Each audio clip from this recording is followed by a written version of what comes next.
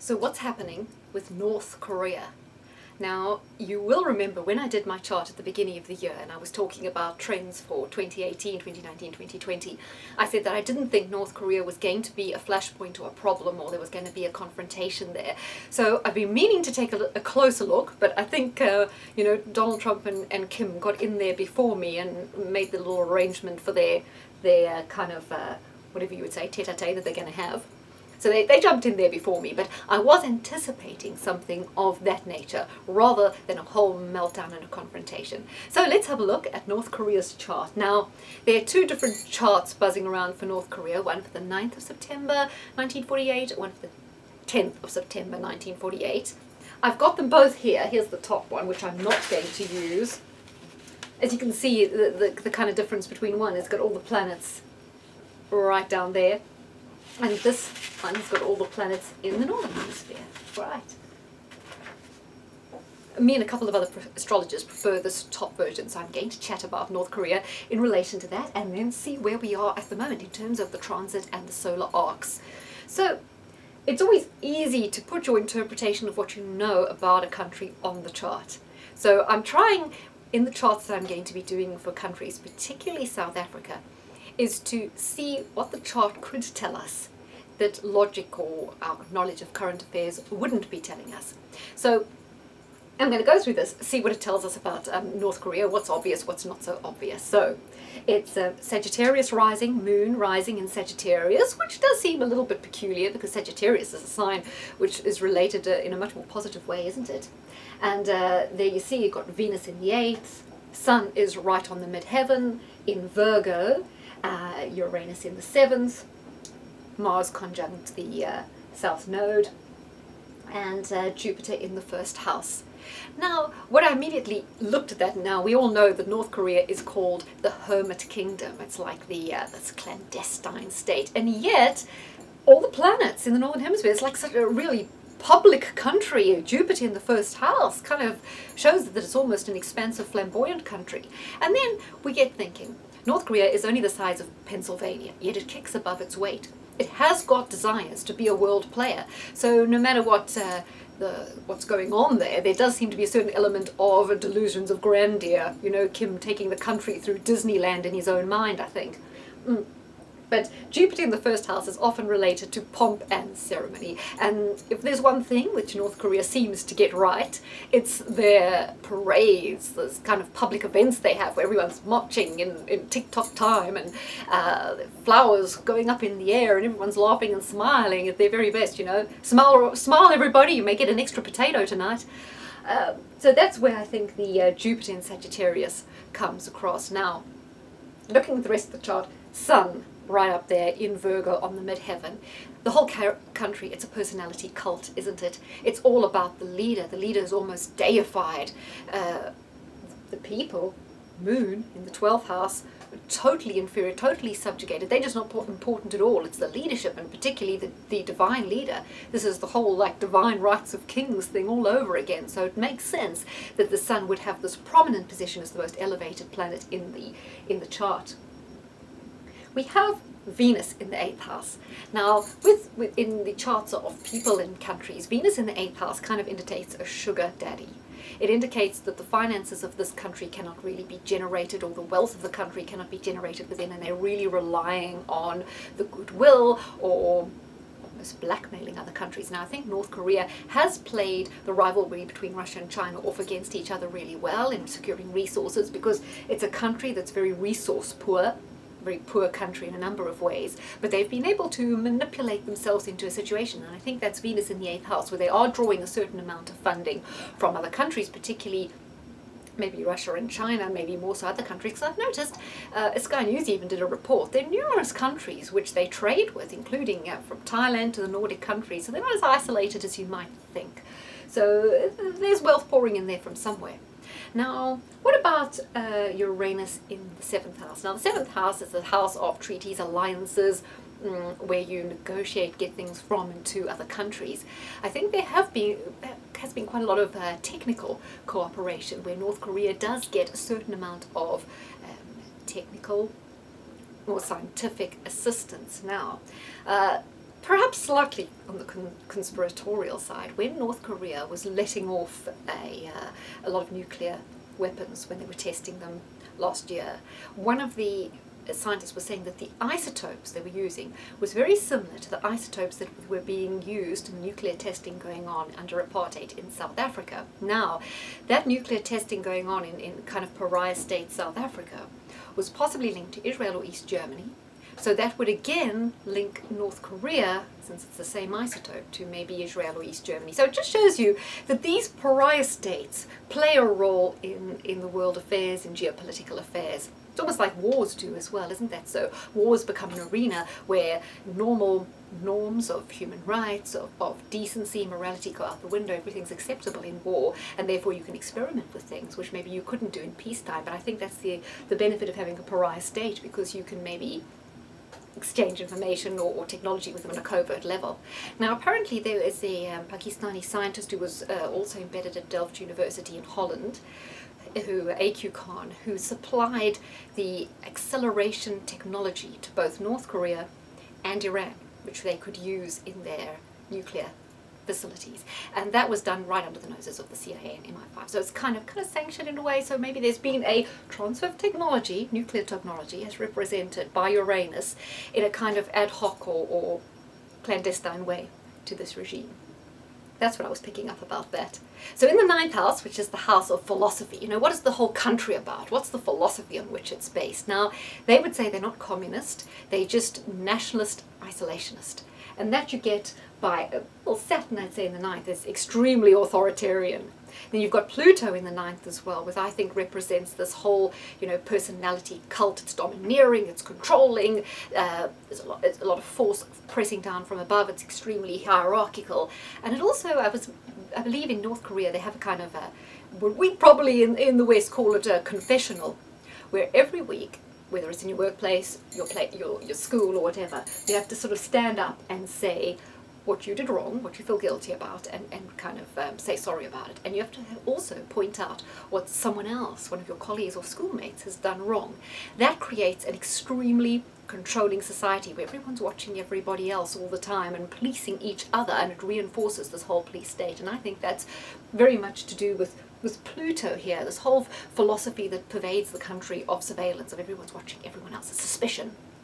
What's everyone else doing? We all keeping an eye on, all looking to kind of stab someone in the back or in the front, whichever it may be. Now, kind of predictably, we have Mercury, planet of communications, conjunct Neptune in the 10th house, which says to us, huge amount of propaganda.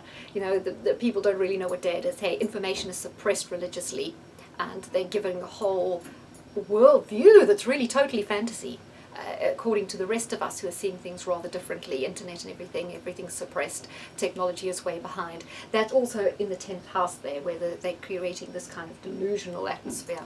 Now, with Mars on the south node, that to me says their violent past. Now, one thing where North Korea's leaders are able to get some purchase with their public is when they talk about the threat.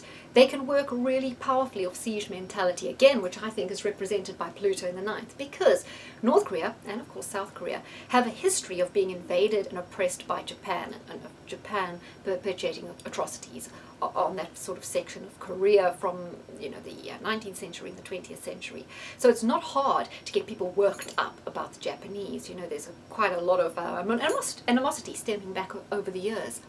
Also, in the Korean War in the 50s, North Korea was extensively bombed by the Americans, and there are obviously still plenty of people alive who remember it. It's in living memory, and it's in the passed down through the generations. So it's not hard for the government to whip up that fear about America, because it's still in living memory. So that's the kind of siege mentality that the leaders can use to make people think, no, look, we're protecting you, we're looking after you, be loyal to the state cares about you. It's quite easy to perpetuate that myth. So I think the Mars on the south node indicates this history of violence, the history of being attacked, that have put them in this mode of readiness, where they are taking, instead of fight or flight, they fight ready, which is why they're so keen on pursuing nuclear weapons and the military in general. Also, they've seen what happens to Gaddafi and Saddam when you get rid of your nuclear weapons. You get deposed, you get offed. So they're a little bit worried about that.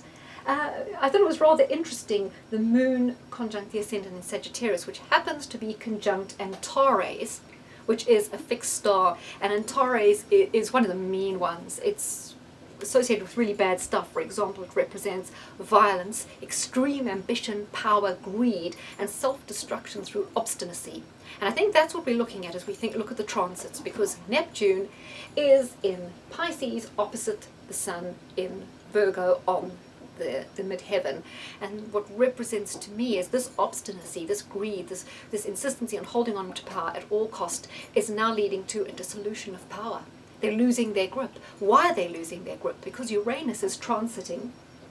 Uranus, you can see here, whoa, what was I going to say to you about Uranus? Yes, Uranus is about to go into Taurus, which means it will be squaring Venus, which is on 0 degrees of Leo. Now, the last time Uranus squared Venus in North Korea's chart was the time of the famine in the 90s. And I think that's what's happening. I think the sanctions have really hurt. I think there's probably another famine going on. They're losing grip. And they rely on the army. If they don't have the army to keep everyone under control, they've got a problem. But what if they can't feed the army? That's when they know they've got a real problem. And I think a lot of the violence you were seeing and the testing of weapons and this brinkmanship by Kim last year was because he knows he's losing his grip. Something's going on in that country which we may not know about, but could be related to famine, or just things are falling apart because of the sanctions. Things are just crumbling now. Remember, the Soviet Union, there was not a shot fired. It just fell apart. Usually after about 70 years, these big Soviet systems fall apart. It's 70 years old. It was formed under a Saturn-Pluto conjunction, and now there's going to be another Saturn-Pluto conjunction in 2020, which I believe will signal the death knell for this country. So it's falling apart, and that's why this guy is happy to come to the negotiation table. So yeah, so that's the effect of Neptune. What else we see, though, is the solar arc Jupiter here will be moving to be opposite Saturn. Now that kind of indicates something quite positive to me, maybe a loosening up, a changing of the velocity, a more business, trade orientated environment. Now I know that there's a big sort of ski slope thing that Kim had built in the country, and he was eager to get tourism coming to the country. I know that he's a big friend of Dennis Rodman, who goes there, and he's a big fan of NBA and the basketball. So when we look at Kim, and I did want to do his chart as well, but Kim's birth date is extremely unreliable, so it really wasn't any point in going through a whole chart if you can't, rely on the birth date.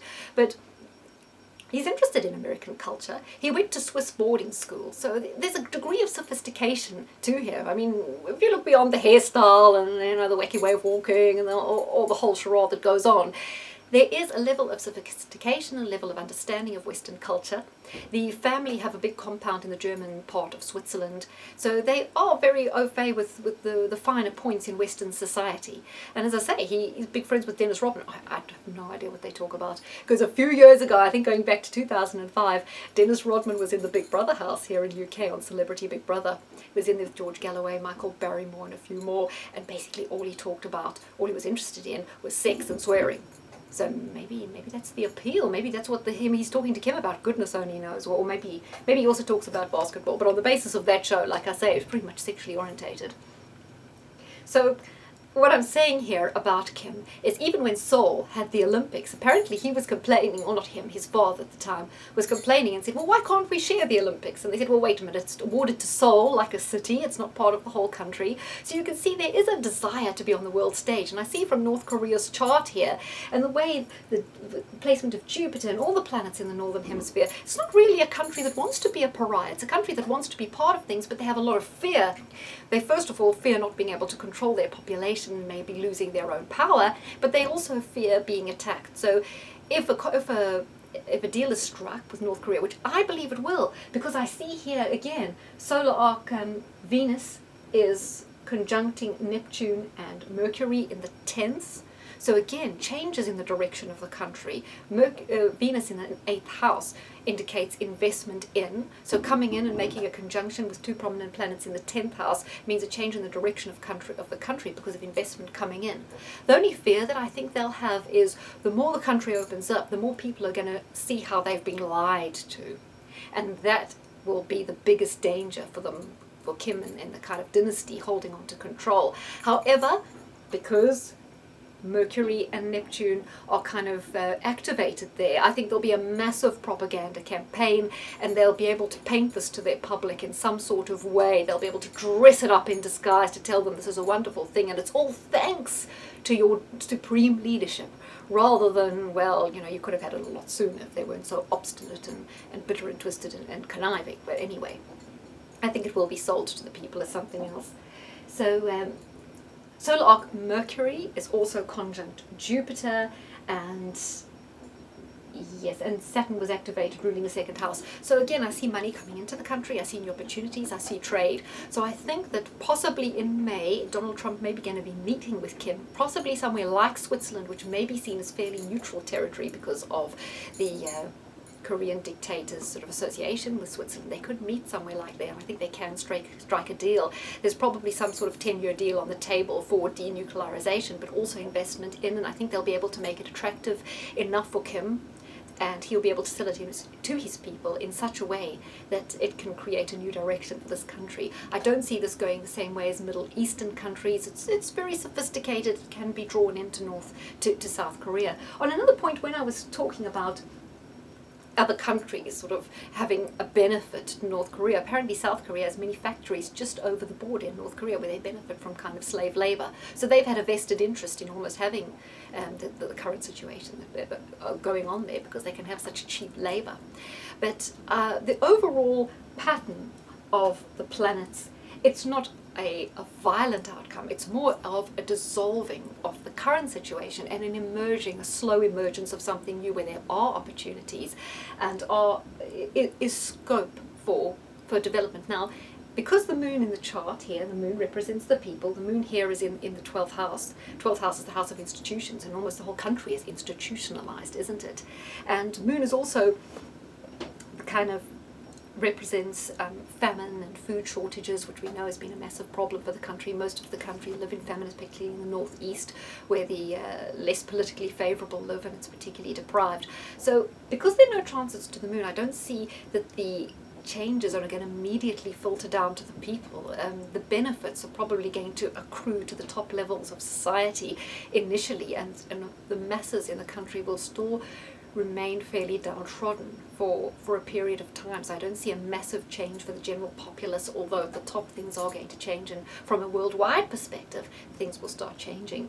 I think it's probably just interesting to note how well fortified North Korea is. People talk of a strike, and I have heard it talked about that a lot of their artillery is based in the mountain ranges on the border, and because it's so close to Seoul, it would be really difficult, you know, they can sort of come out these mountain ranges, pelt Seoul. So if you wanted to do a strike, there's lots of dead man switches, whereas if you took out the leadership with a kind of one-off strike, messages would go out everywhere to kind of attack, and because Seoul and the key areas of South Korea are so close, it represents a massive danger to those areas. Plus, how do you take out, it's very hard to take out the artillery. If you take out the nuclear capability, which, you know, is in many cases in bunkers, perhaps hard to get to. Even if you did take out the nuclear capability, you've still got to deal with the airfields and the Air Force, which, although limited, they still have enough of an Air Force to get flights going to bomb areas in South Korea or even Japan, plus the rocket launchers. So how would you strike them all clinically at exactly the same time to minimize damage? Plus, they've put the word out that the first people who are going to go are the people in the concentration camps, so that they'll have the blood of all those people on their hands if they strike. So what do? You can't strike because there are too many places. You've got to knock out the nuclear capability, the rocket launchers, the airfields, and do something about the artillery in order to stop any damage done, when any one of those can do maximum damage to Seoul. And that's one of the reasons why logically a peaceful solution is the only way forward in this matter, and it is the one that would be pursued. So I'm looking at May being the time because of Jupiter squaring Pluto, which is the ruler of the 12th house, and it's in the 9th house of sort of trade, international relations, and you know, kind of international negotiations. That could be the time something happens. Do I see a bright future? Not quite yet. As we've seen with Russia, it wasn't a bright future for a lot of the people because was very lots of instability post the Soviet era. So I think it'll be a while until the benefits filter down to the average person. But there is definitely potential for progress, for positive progress, and for getting a deal on the table which ensures, peace and a ratcheting down of tensions.